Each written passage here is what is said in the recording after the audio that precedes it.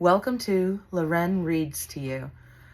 Today we're reading The Bedtime Killer by me, Loren Malloy. So make sure you're following and subscribing wherever you're watching or listening to this.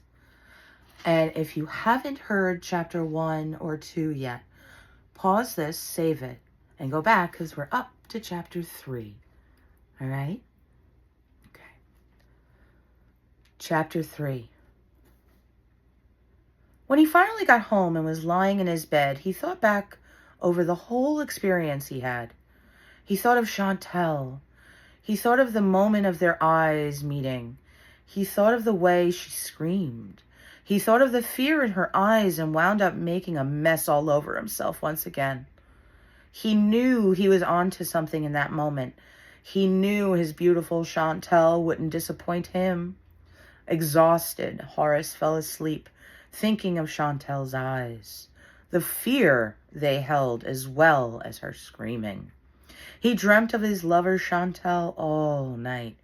At first, it was the same thing on repeat in his brain, her eyes dilating out of fear, her nipples hardening, and that scream of hers. A chill of pure excitement at the memory ran through his body like a live electrical current. Then, the dream became different. He was back in Chantel's bathroom. It was shower time, just like in every fantasy he had been having, except this time, when Horace pushed Chantel against the shower wall, little Horace wasn't satisfied. He needed something more. Horace kissed Chantel's forehead and whispered in her ear, "Nice and tight now."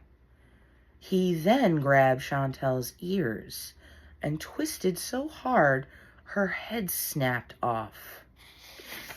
When he ripped her head off, he experienced the most delicious shiver of pleasure at the noise of the neck bones snapping and the wet sound of flesh ripping. Horace held onto Chantel's head and stepped out of the shower.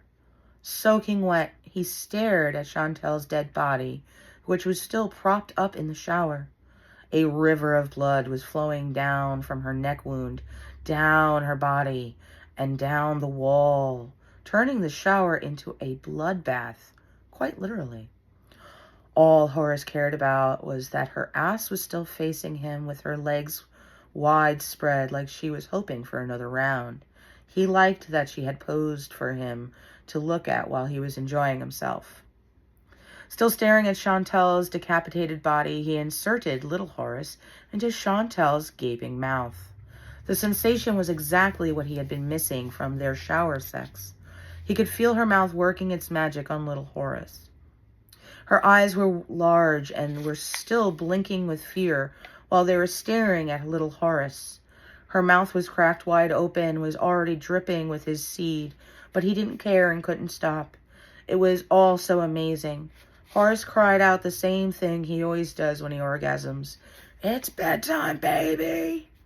Gasping, Horace sat up, blinking many times, trying to catch his breath and get his heart rate to slow down again.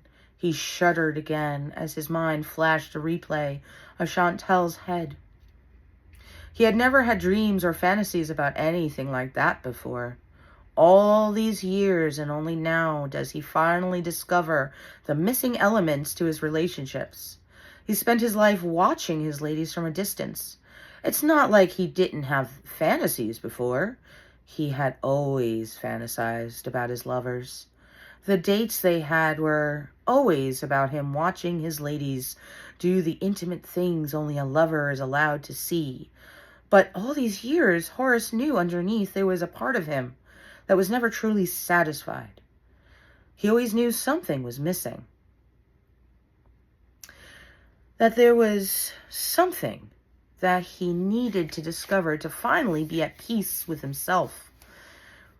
There had always been a pent-up rage and frustration he could never explain. Little Horace was never completely satisfied, and no matter how many dates they went on in a day or a week, it never sated the need he felt driven by. It was an itch that he could never seem to scratch to satisfaction. These new components of his fantasies were doing something to him he couldn't put into words. A fire that was only an old ember was now being turned into a raging furnace. Like a race car that was on empty, which has been suddenly refilled. Horace was filled with a sudden new urge.